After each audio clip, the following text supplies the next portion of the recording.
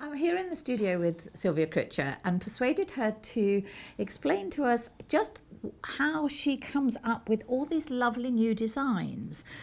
Many of them are in your new book, but tell us how you kind of move from what's in your head through to this lovely stitched work. What's the kind of process that you go through? Well, there's a variety of ways of dealing with it. Sometimes I'll just scribble something down on a piece of paper in a notebook. I might be out with you for the day, come into the studio, I've seen something I like, I thought, that looks interesting, I'll scribble it down and then file it till I think... Must have a good filing system. Yes, it's usually either a little box with bits and pieces in, or it's a folder with odds and ends in, or sometimes the bottom of my handbag when I think, what's that? Oh, that's my sort of filing system. You find it. Yes. That's one way of dealing with it.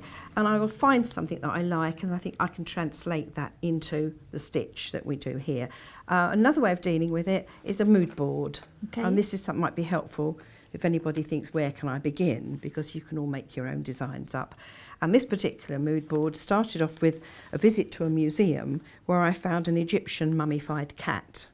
And I went to the exhibition to see something totally different, but spent most of my time looking at these cats and how they crisscross all the mummification for them. And I thought that's really interesting patterns. And that was a long time ago, and I kept it. And then when I was sort of thinking about making something up, when I was making this particular piece underneath here, which is a wall hanging or a cot quilt, I suddenly thought, well, that mummified cat had lovely crisscrossings on it. This could lend itself to the design work in the side here in the border. So I thought, well, that's quite nice. So I thought about the border first and then worked inside. Inwards. I sometimes work from the centre out and sometimes work the other way around. I'll do a little scribble, perhaps I'm sitting on the train and the idea will come to me and I think I'll go back and reference it later.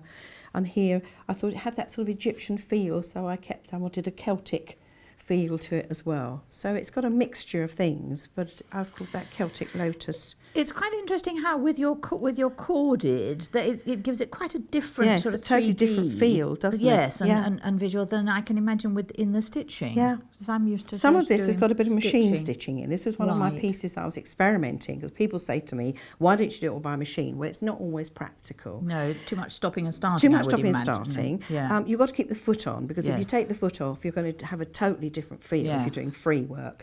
So if you've got very thin fabrics to start with, there's that very fine calico and the very fine butter muslin, and some machines just don't like stitching across it. And if you're working across on the bias, which you would be here, it's the fact it stretches and you don't always get a true quarter inch. Even if you've got a quarter inch foot on, it doesn't always work. And also here, I would stop and start. You can't use the reverse on the machine, because you see the stitching. Of course. So you've got to go back to the old way, pull the threads through and tie them off. Yes. Well, if you can imagine, if I had done most of this, it would be hours. You'd still be tying off. I started most of this using the machine, and I did the basics to get the basic shape, went back to hand stitching.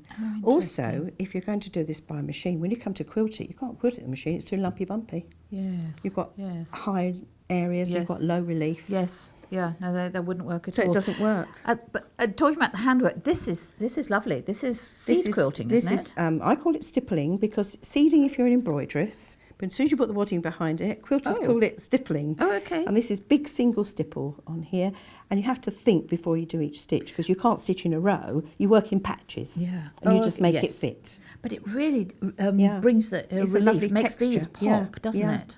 Also, from a distance, I always think this looks like rough cast finish on a wall, Yes, it does. So it's something totally different. Yeah, it's so really you get a lot of contrast of texture, which I love. Yeah, really lovely. And also on the mood board here, there's one design, which is this particular one. One of my students, she went to Egypt and brought back a lot of photographs and let me borrow them. And so I looked at some of the photos. This was one of them.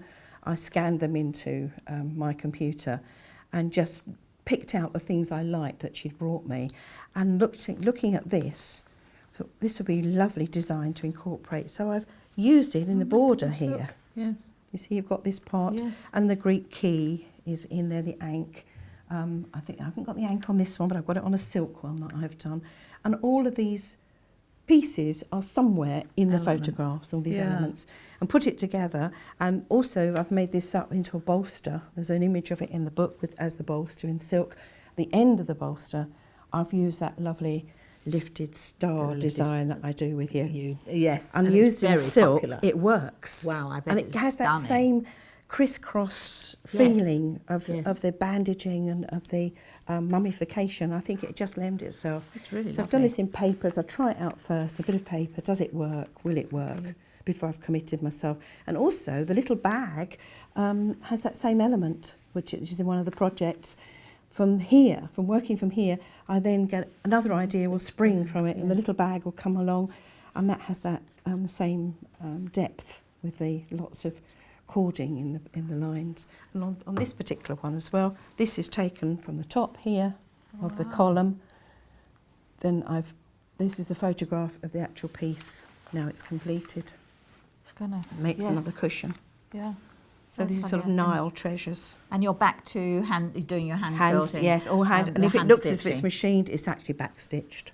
Oh, well Because I use the back stitch as well, Okay. and that gives them a look of a machine line to it. Super. But it's just one way of designing. But there's lots of other things you can do. And one thing I find inspires me to another design.